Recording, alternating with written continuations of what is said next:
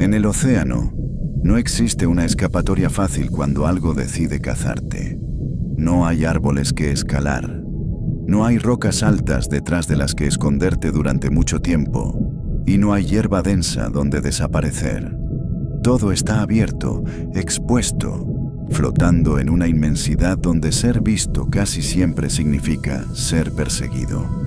En ese mundo, sobrevivir no depende solo de correr. Depende, sobre todo, de no ser detectado. Eso cambia por completo las reglas de la vida. En tierra, muchos animales pueden huir, enterrarse, trepar o simplemente perderse entre el paisaje. Pero en mar abierto, el paisaje casi no existe.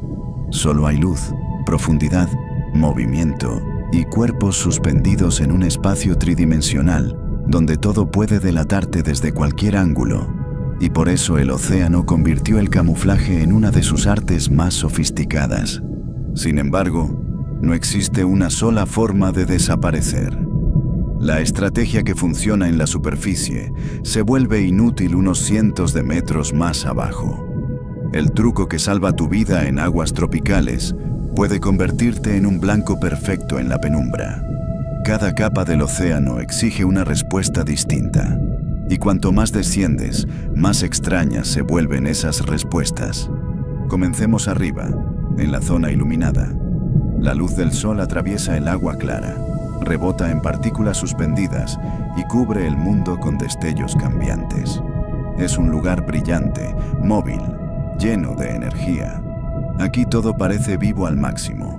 Bancos de peces, medusas, tortugas, larvas, depredadores veloces. Pero precisamente porque hay tanta luz, cualquier cuerpo sólido, cualquier borde definido, cualquier sombra mal colocada, puede traicionarte. Aquí encontramos una de las soluciones más elegantes de toda la naturaleza, la transparencia. A simple vista puede parecer magia, pero en realidad es una negociación física extremadamente precisa con la luz. Cuando la luz golpea un organismo, puede atravesarlo, reflejarse, dispersarse o ser absorbida. Y basta con que una de esas rutas destaque demasiado para que el animal se vuelva visible. Eso significa que desaparecer en aguas bien iluminadas no consiste en volverte invisible de forma literal. Consiste en reducir al mínimo posible las interacciones visuales entre tu cuerpo y la luz. Cuanto menos reflejes, cuanto menos absorbas y cuanto menos disperses, menos razones tendrá el ojo de un depredador para identificarte como algo separado del agua. La medusa luna es uno de los mejores ejemplos. Su cuerpo parece casi inexistente hasta que te acercas mucho. No tiene huesos, no tiene un sistema circulatorio complejo, no tiene órganos densos ni estructuras que interrumpan demasiado el paso de la luz. Gran parte de su cuerpo es una masa gelatinosa, con una composición extraordinariamente parecida al agua que la rodea. Eso importa porque cuanto más uniforme es el material interno del animal, menos se dispersa la luz al atravesarlo. Si el interior estuviera lleno de tejidos densos, pigmentos oscuros o bolsas de aire, aparecerían zonas de contraste y el contorno quedaría delatado. La medusa, en cambio, sacrifica complejidad anatómica a cambio de una ventaja visual extrema.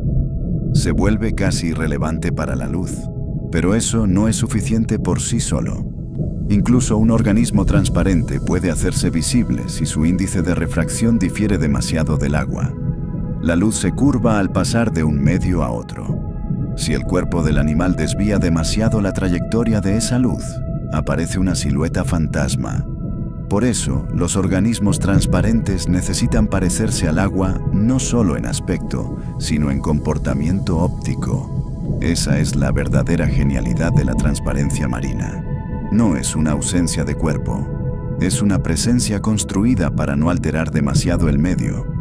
Un animal así no está realmente oculto detrás de algo. Está integrado visualmente en su entorno. Se convierte en una interferencia tan mínima que el ojo del depredador no la registra a tiempo. Y no solo las medusas usan este truco. Muchas larvas de peces también lo hacen. En sus primeras fases de vida, cuando todavía son pequeñas, blandas y extremadamente vulnerables. La transparencia les permite cruzar una de las etapas más peligrosas del océano, sin convertirse en una señal evidente para todo lo que quiera comérselas. Un ejemplo fascinante son las larvas del pez cirujano convicto. El adulto es colorido, definido, claramente visible. Pero la larva no puede permitirse ese lujo. Mientras su cuerpo desarrolla músculos, órganos, tejido nervioso y estructuras más complejas, intenta mantener la mayor parte de sí misma transparente durante el máximo tiempo posible, y para lograrlo, compacta muchas de sus partes más visibles en regiones reducidas. Eso significa que incluso cuando la coloración empieza a aparecer, lo hace concentrada. No se distribuye de forma amplia por todo el cuerpo. Así se reduce el área total visible y se prolonga la fase de invisibilidad parcial. Es una solución brillante. Aceptar que tarde o temprano dejarás de ser transparente, pero retrasar ese momento todo lo posible, mientras sigues siendo pequeño y fácil de devorar. En la superficie también existe otra gran estrategia: convertirte en espejo. A primera vista parece contradictorio. ¿No sería más lógico absorber menos luz o volverte translúcido? Pero para muchos peces pelágicos, la solución no es desaparecer como gelatina. Es reflejar el mundo que los rodea con tanta precisión que su cuerpo deje de parecer un objeto independiente. Las sardinas y arenques son maestros de este sistema. Sus flancos plateados no son simple decoración. Son una arquitectura óptica altamente especializada. Bajo sus escamas existen capas de células reflectantes llamadas iridóforos, organizadas de manera que rebotan la luz ambiente en rangos muy amplios. Así, desde ciertos ángulos, el depredador no ve el pez, ve el agua reflejada sobre él.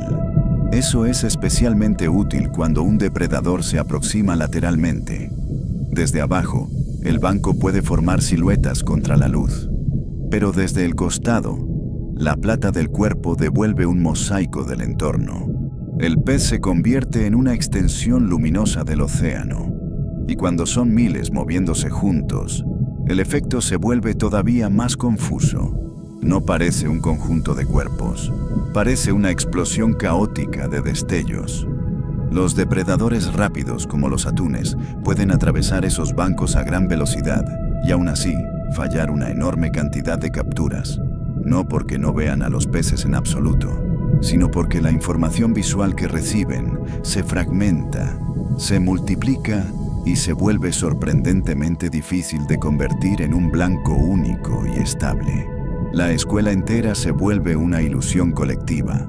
Lo asombroso de estos iridóforos es que no reflejan un solo color fijo. Reflejan muchas longitudes de onda distintas.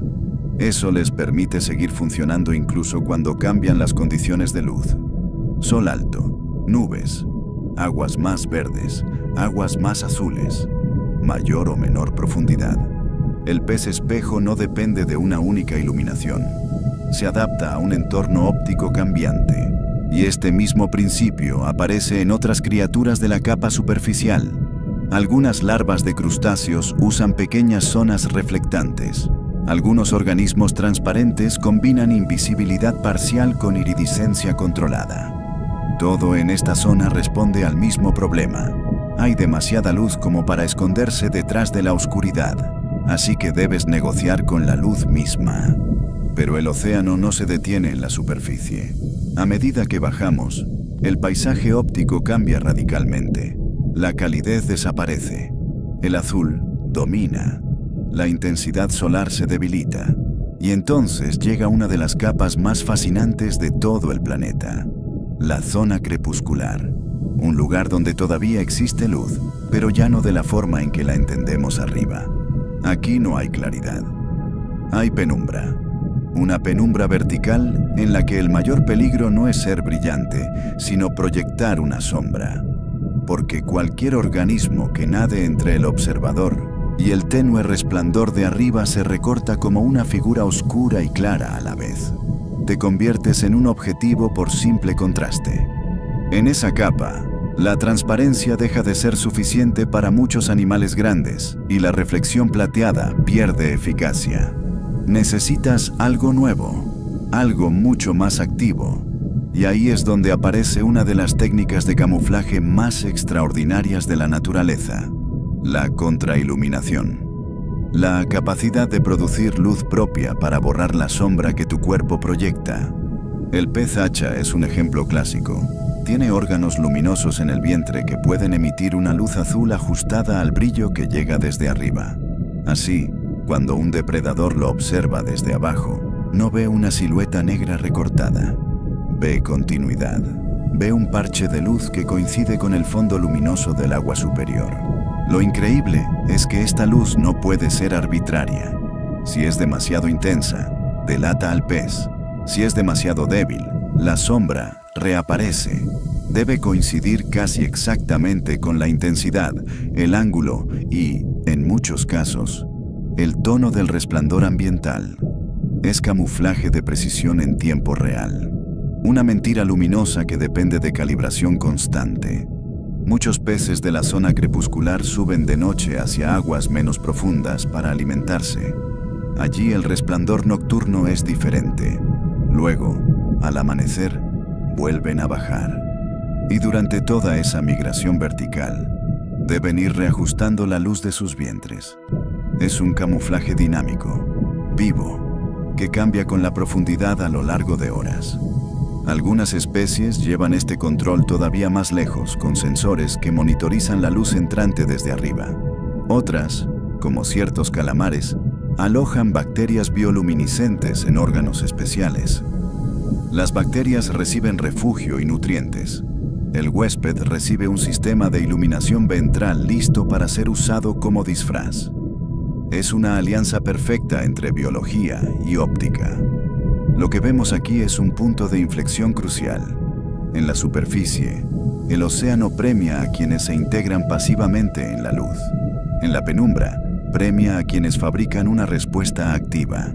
Ya no basta con parecer agua o parecer reflejo. Tienes que producir una ilusión. Tienes que corregir tu propia sombra. Tienes que participar en la construcción de tu invisibilidad. Y, sin embargo, esta estrategia también tiene una frontera. Porque más abajo, la luz solar desaparece por completo, y cuando eso ocurre, emitir luz deja de ser un disfraz y empieza a convertirse en un riesgo. En el mundo siguiente, el problema ya no es igualar el resplandor de arriba. El problema es que cualquier fotón que salga de ti puede convertirse en una invitación para que algo te encuentre. A partir de cierta profundidad, la zona de medianoche comienza de verdad. Aquí, el sol ha dejado de existir como fuente útil de información. El agua está cerca del congelamiento, la presión es inmensa y la oscuridad es casi total. Si algo emite luz, se vuelve visible. Si algo refleja luz, se delata. Y eso obliga a la vida a reinventar por completo su relación con la visibilidad. Aquí aparece una solución radical: dejar de reflejar, no hacerse transparente, no emitir un brillo compensatorio, no parecer un espejo, simplemente tragarse la luz. Convertirte en una superficie tan negra que cualquier destello que te alcance desaparezca dentro de ti. En este entorno, el negro no es color, es estrategia absoluta. Muchos depredadores profundos dependen de la bioluminiscencia para encontrar comida. Algunos producen un señuelo, otros emiten destellos para escanear o atraer. Y en ese escenario, tener una piel que refleje incluso una pequeña fracción de esa luz puede ser fatal. Por eso algunas especies desarrollaron una pigmentación ultranegra que está entre las más eficientes del reino animal. Este negro extremo se logra mediante melanosomas extremadamente densos y organizados de forma que la luz queda atrapada entre capas microscópicas antes de poder escapar. No es solo mucha melanina.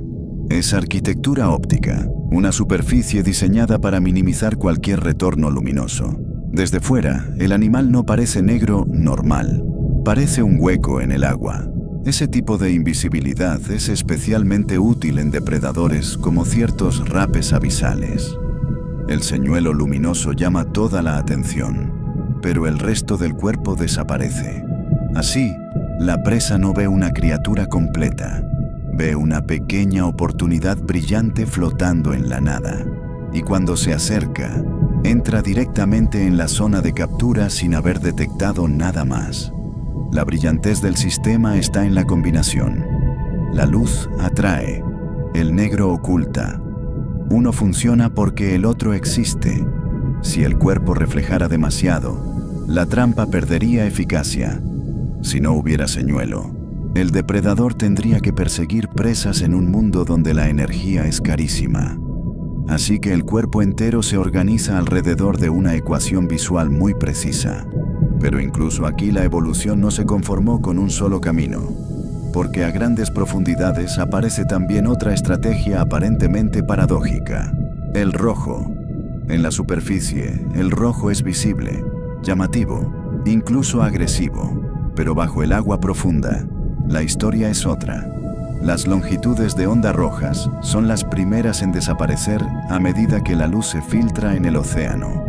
Eso significa que, en ausencia de luz roja disponible, un cuerpo rojo ya no se ve rojo. Se ve oscuro, casi negro. En el abismo, el rojo es una forma de invisibilidad, una capa que absorbe la luz azul predominante de la bioluminiscencia y evita que ciertas partes del cuerpo revelen información visual innecesaria. Un caso fascinante es el del Blood Belly Comb Jelly. Esta gelatina quetenófora se alimenta de presas bioluminiscentes, y eso genera un problema evidente. Si lo que comes brilla dentro de ti, tu estómago se convierte en una señal luminosa que cualquiera puede detectar. Así que la naturaleza le dio un estómago rojo intensamente pigmentado. Esa zona roja funciona como una pantalla. Absorbe la luz azul emitida por el contenido bioluminiscente y evita que esa luz delate la presencia del animal. Es una idea extraordinaria. No ocultas el cuerpo entero, ocultas el contenido visible del cuerpo.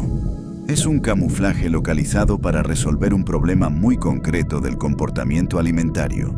Este principio también ayuda a explicar por qué tantos animales profundos presentan tonos rojizos imposibles de apreciar realmente en su entorno natural. Lo que nosotros vemos con iluminación artificial como un rojo brillante, en el contexto real del abismo se comporta como una negrura funcional. Un rojo que, paradójicamente, solo sirve porque nadie puede verlo como rojo. Y aquí llegamos a uno de los capítulos más extraños de todo este tema. El caso de especies que durante décadas parecían completamente distintas, hasta que la genética reveló una verdad muy diferente. El pez Big Nose y el llamado Flabby Whalefish se consideraban especies separadas. Uno parecía delicado, transparente, casi fantasmal. El otro, rojo, profundo y grotesco. Durante mucho tiempo no había razón para sospechar que fueran el mismo animal. Sus cuerpos, tamaños, profundidades y apariencias parecían incompatibles. Pero cuando se analizaron molecularmente, resultó que no eran especies distintas, sino machos y hembras extremadamente diferentes de una misma línea. Un caso de dimorfismo sexual tan radical que confundió a generaciones enteras de biólogos. Esto importa porque nos recuerda que el camuflaje no es solo una función estable dentro de una especie.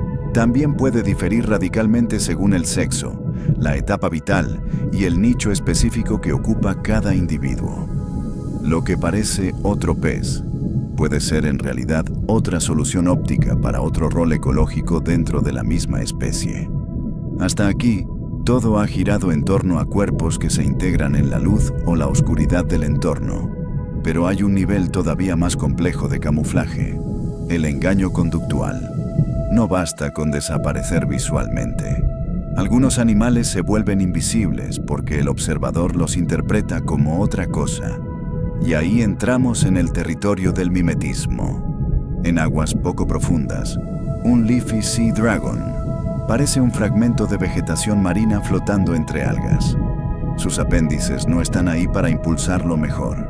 Están para romper la silueta, para impedir que el ojo del depredador lo reconozca como un pez individual. Su forma, su color y hasta su movimiento ondulante están diseñados para parecer otra entidad del entorno. Eso ya es extraordinario, pero no es el final. En arrecifes coralinos existen peces que imitan limpiadores para acercarse a otras especies y arrancarles trozos de piel. Otros imitan especies venenosas para evitar ser atacados. En estos casos, el camuflaje no es parecer fondo, es parecer un mensaje, parecer un aliado, parecer un peligro, parecer algo que desactive la agresión ajena. Y entonces aparece el gran maestro del océano en esta categoría, el pulpo, y especialmente el pulpo mimo. Este animal no solo cambia color, cambia textura, postura, movimiento y forma general del cuerpo. Puede convertirse, en cuestión de segundos, en un pez plano, en una serpiente marina, en un pez león o en otras criaturas peligrosas o irrelevantes según la situación. Eso es muchísimo más que pigmentación reactiva. Significa que el animal está evaluando qué tipo de amenaza enfrenta y qué personaje le conviene interpretar para sobrevivir. Si lo persigue un pez damisela territorial, puede convertirse en serpiente marina. Si debe cruzar fondo abierto, adopta una silueta y una locomoción de pez plano. Si necesita intimidar, elige otra identidad. La sofisticación de este sistema es casi insultante, porque ya no estamos hablando de un cuerpo que responde pasivamente a la física de la luz. Estamos hablando de un cerebro que decide entre repertorios de disfraz. Cada elección parece una hipótesis. ¿Qué teme este depredador? ¿Qué silueta me salvaría aquí? Y después, ejecuta la escena con precisión teatral. Los cefalópodos pueden hacer esto porque controlan capas de células especializadas en la piel. Los cromatóforos expanden o contraen pigmentos. Los iridóforos reflejan y modifican brillo e iridiscencia. Los leucóforos dispersan luz blanca difusa. Y, además, el animal puede modificar la textura superficial con estructuras musculares que convierten una piel lisa en una superficie rugosa llena de bultos. No es solo un cambio de color, es una reconstrucción completa de la información visual que recibe el observador. El pulpo puede ajustar el patrón, el contraste, el brillo, la forma aparente del cuerpo y hasta el modo en que se mueve. En conjunto, eso constituye uno de los sistemas de camuflaje más avanzados que ha producido la evolución. Y aquí surge una cuestión inquietante. ¿Es esto solo un automatismo biológico extremadamente complejo? ¿O hay un nivel de decisión real detrás? No podemos demostrar conciencia simplemente observando el comportamiento, pero el pulpo mimo parece seleccionar su disfraz en función del problema concreto. No responde con un solo patrón reflejo, responde con repertorios contextuales. Eso no prueba una mente como la humana, pero sí nos obliga a aceptar que en el océano, el camuflaje alcanzó un nivel donde la frontera entre fisiología e inteligencia empieza a volverse borrosa.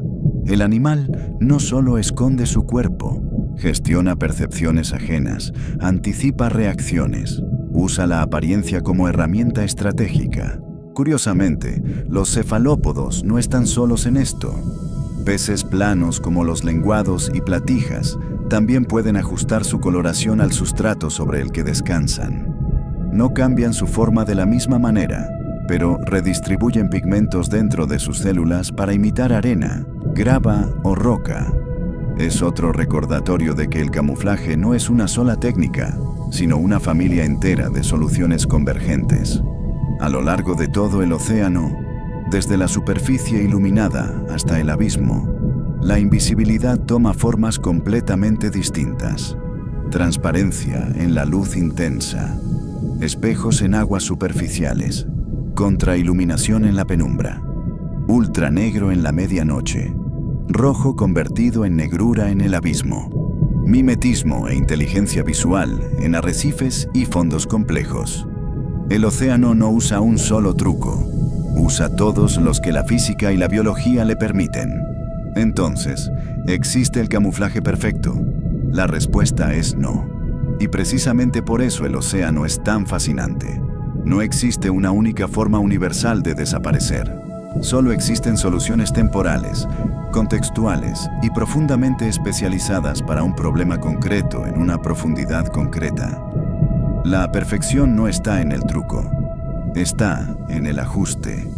Eso significa que cada animal desaparece de una forma distinta, porque cada capa del mar lo obliga a resolver una ecuación óptica diferente. La medusa se borra minimizando dispersión. La sardina refleja el mundo. El pez hacha corrige su sombra. El rape traga la luz. La gelatina de vientre rojo apaga el brillo de su propia comida. El pulpo, directamente, se convierte en otra cosa. Y quizá esa sea la idea más poderosa de todas. El océano no es solo un lugar donde la vida aprendió a esconderse. Es un lugar donde la vida aprendió a controlar lo que otros seres perciben como real. A veces no desapareces. A veces cambias el mensaje. A veces alteras el entorno visual.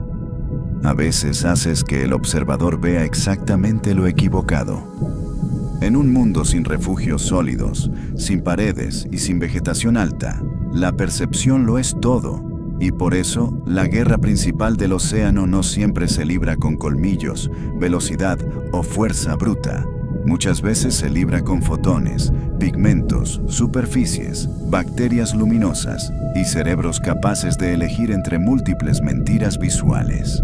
Tal vez por eso el camuflaje marino resulta tan inquietante, porque no se limita a ocultar, reescribe la realidad del observador. Y cuando un sistema biológico puede controlar tan bien lo que otro organismo cree estar viendo, el océano deja de parecer solo un ecosistema. Empieza a parecer un teatro inmenso de ilusiones letales.